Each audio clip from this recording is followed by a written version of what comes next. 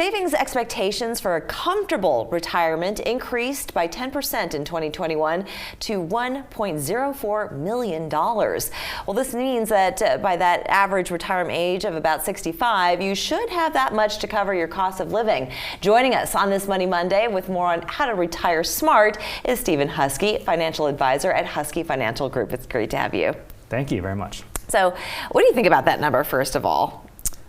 I think there's a lot of variabilities that go inside of that. I think the bare minimum should be $1 million, and working up from there based on your lifestyle and how you want to live while you're retired. Right. Should greatly depend on how much you save. Now, that's a number for today, but let's say that's the present value, correct? That's the present value. Yeah. So, I mean, for someone who still has about 20 more years to work, that number could increase almost exponentially. Yeah, with the average rate of inflation being 3%, it could be $3 to $4 million by the time you're ready to actually retire. Boy, okay, so there's a lot to dive into here, right. But why don't we talk a little bit more about what people should be taking out of their retirement? I mean, you don't want to be too conservative. You want to enjoy life, but you don't want to be frivolous either. Well, I want to use the example of climbing a mountain. Right? So there's gravity that affects you differently climbing up the mountain. It's exponentially different climbing down the mountain. So you have to consider the inherent economic factors that it will impact you on either side. Mm-hmm. So we have tax-deferred vehicles, we have health issues,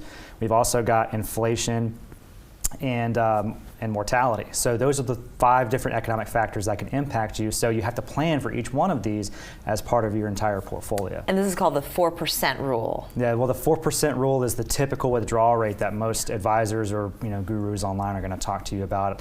You have a bunch of capital, you pull out 4% at the beginning of the year, and your retirement account is supposed to replenish that 4% by the end of the year, so you can keep that legacy and that capital on hand. You can keep doing it every single year. Oh, interesting. Okay, so but it gives you a good roadmap and a place to start, though, when you're thinking about whether you want to buy a new home, if you want to build a home, if you want to take vacations, if you want to give your grandkids a nice gift or something to that effect. So you want to kind of live within those means, but there's other factors, and that rule may not always apply. Right, there's some inherent challenges with the 4% rule, and that being that you're on a fixed income. So if your legacy or your capital stays the same, as does your gross income. And taxes can change, with legislation changes, but inherently they're going to stay roughly the same as well. So if you're making a fixed income, but prices are increasing over time, you're essentially getting poorer every single year. And that's why you see people in their 80s and sometimes 90s really struggling on a fixed income. Right, and we even saw during the Great Recession a lot of those people going back to work because they had actually lost a lot of money due to the subprime mortgage debacle. But I want to talk a little bit further about, just kind of planning for those unforeseen challenges in life. So, I mean, when we're talking about mortality, also health, illness.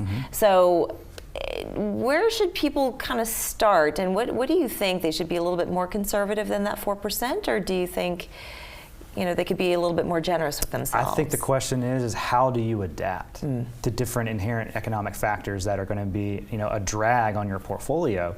We don't want to see necessarily the one bucket approach, the 4% rule that everybody's doing right now. We believe at Huskey Financial in a 3-bucket system. One being strictly for guaranteed income sources, such as your Social Security, your pensions, any annuities, and Social Security is the largest annuity in America. Then you have one bucket that's strictly for true liquidity, something you can pull from if you have a health issue, something you can pull from if you have an unexpected large expense. And then on the other bucket is your variable growth bucket.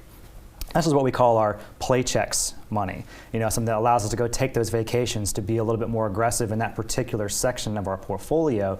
And as you spend that down over time, your taxes go down because your capital's decreasing. And so if that's the case, your income is increasing and you're combating inflation. You're also not as worried about volatility because you're able to increase your income over time. And that's kind of where you're living in that pocket. That's where you want to be. It's exactly right. You have a better lifestyle overall, and you have you have your paychecks, which covers your fixed expenses, and you have your playchecks, which takes care of all the other things you'd like to do in retirement. I like that, playchecks. Yeah. Now I get it, playchecks. I didn't know what that meant. I was going to ask you. So playcheck means, it's the opposite of a paycheck, right? Right. I mean, you get to pay, you get to play. You cash that money, and then you go out and you go spend it on whatever you want. Absolutely. Right. Well, when you come visit us the next time, I want to talk about where people should be putting their money away, because when we're talking about retirement, some millennials, they're socking away money, they're using their savings wisely. Others, they're just spending their money and racking up credit card debt. But the differences between 401ks, IRAs, Roths, Roth IRAs, all those different products that people can be actually putting money towards. I want to talk a little bit more about that with you the next time you come and visit us. We can do that. Promise? Promise. All right. Yeah. We're back after this.